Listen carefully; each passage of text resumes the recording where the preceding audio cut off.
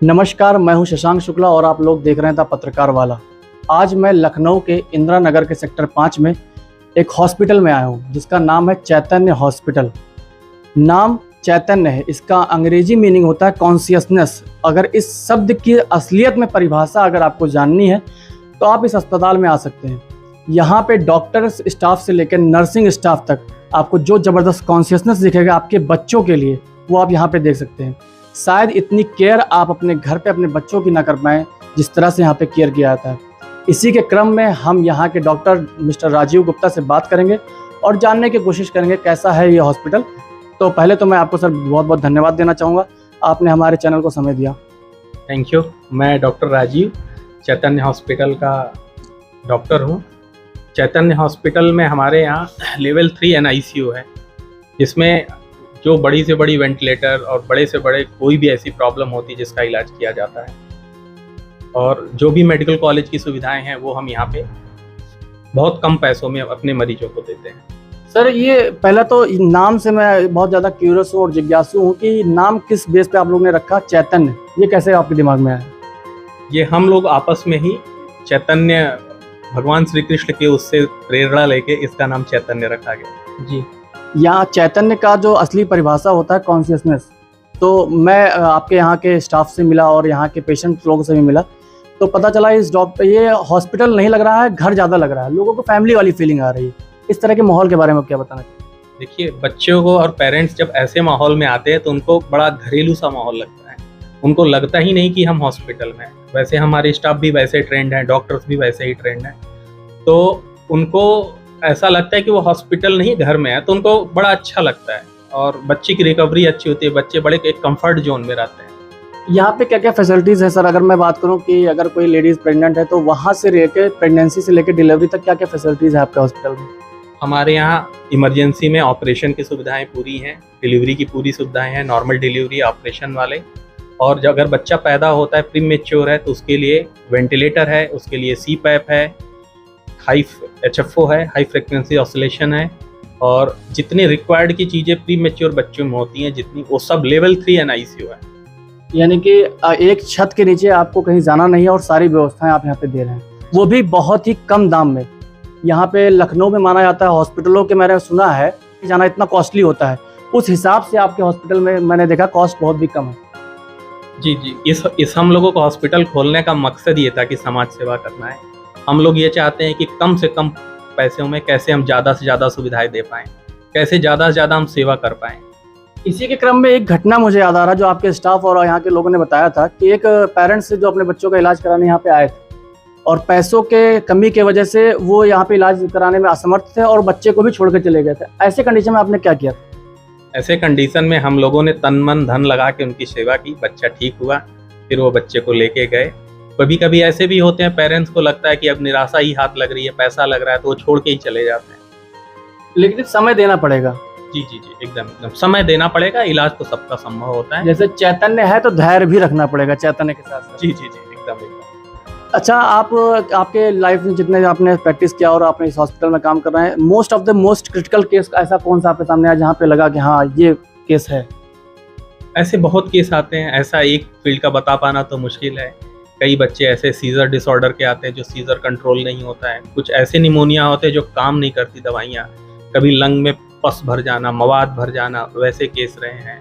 इस तरह से हर फील्ड के ही रहे हैं। किसी लीवर में एब्सेस बन जाना, कुछ जन्मजाति नुक्स वाली बीमारियां होती जिनका कि ऑपरेशन करना पड़ता है, तो 2 टीम, एक मेडिकल टीम और एक सर्जिकल टीम को बड़ा समन्वय बना के ऑपरेशन वगैरह करके वो करते हैं।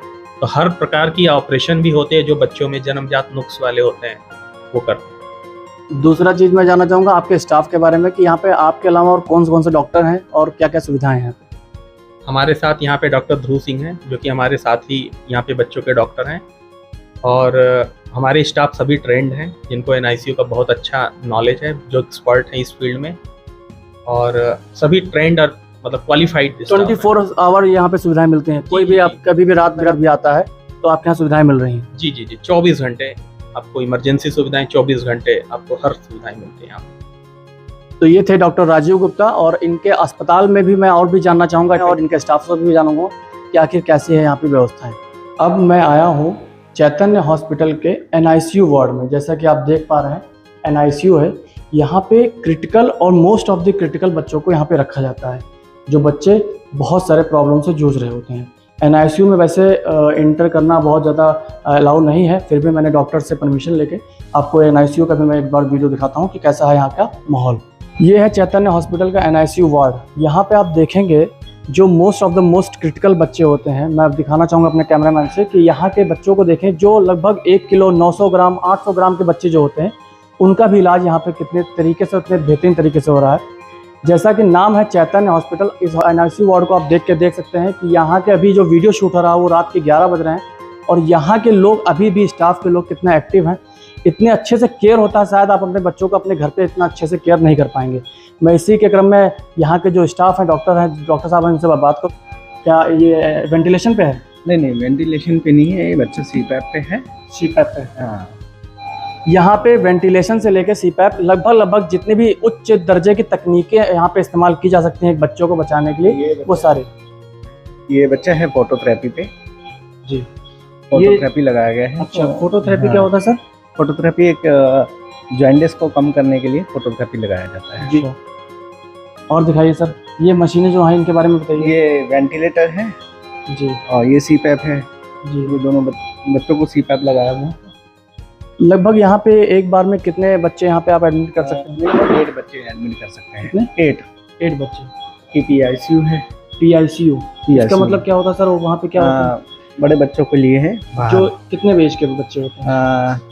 5 ईयर से लेके 10 ईयर्स, 5 से 10 साल बच्चों के लिए PICU भी आपके यहाँ है। फीडिंग के लिए मैं देख रहा हूँ कि जैसे फीडिंग अगर बच्चों को कराना है तो क्या यहाँ पे NICU में अलाउ है? मदर्स आते हैं या आप लोग की फीडिंग वगैरह? फीडिंग का कह सकते हैं कि KMC भी करवाया जाता है, मदर फीडिंग जो है, और बाकी अलग-अलग ट्यूब से भी फीडिंग करवाया जाता है जी। वो जी यहाँ पे 24 घंटे सुविधाएं उपलब्ध हैं आपके यहाँ, आप किसी भी टाइम आपके आते हैं। NICU ओपन है यहाँ पे 24 घंटे, डॉक्टर भी उपलब्ध है यहाँ पे, नर्सिंग स्टाफ भी जी। चलिए, ये थे चैतन्य हॉस्पिटल के डॉक्टर साहब और ये था NICU वार्ड। अब मैं यहाँ के नर्सिंग स्टाफ से बात करूंगा। और जी भैया, आपका क्या नाम है और आप यहाँ पे किस पोस्ट में हैं? मेरा नाम शिवपाल है और मैं यहाँ पे नर्सिंग स्टाफ की पोस्ट पर हूँ। इस अस्पताल के बारे में बताइए, और आप यहाँ पे कब से काम कर रहे हैं? मुझे यहाँ पे 1 से 1.5 साल मुझे काम करते हुए हुआ है।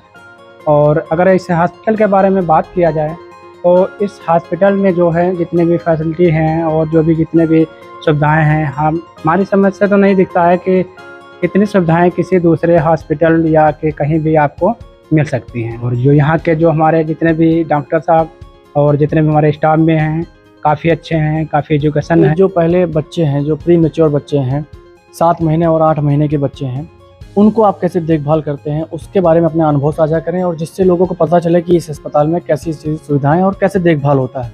जी बिल्कुल सही आपने पूछा। जैसे अगर आपने पूछा है कि यहाँ पे जो प्रीमेच्योर बेबी होते हैं, जैसे 7 मंथ पे है, 8 मंथ पे है बेबी, कई सारे डिलीवरी, बहुत सारे डिलीवरी 7 मंथ पे ही हो जाते हैं।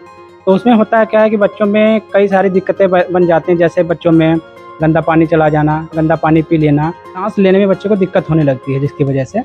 और उस बच्चे को जब हम लोग वहाँ से, जब जहाँ से भी बच्चा आता है, उसको हम लोगों के हाथ में रिसीव करने के बाद में सबसे पहले उस बच्चे का ट्रीटमेंट चालू हो जाता है। और उसके बाद उस बच्चे को अगर ऑक्सीजन की ज़रूरत होती है तो ऑक्सीजन, वरना CPAP, अगर CPAP अगर उसके बाद में अगर तो वेंटिलेटर की ज़रूरत पड़ सकती है।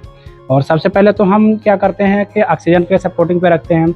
अगर ऑक्सीजन के सपोर्ट पे बच्चा अगर नहीं मैनेज कर पा रहा है तो उसके बाद में हम लोग क्या करते हैं, CPAP मशीन लगाते हैं, जो क्या करती है, जो हमारे बच्चे के जो लंग्स होते हैं वो काफ़ी कमज़ोर होते हैं, प्रीमेच्योर होते हैं, और उस लंग्स को जो है अच्छी तरीके से आगे बनाने के लिए और उसे मजबूत करने के लिए जो है थोड़ा CPAP मशीन का प्रयोग करते हैं।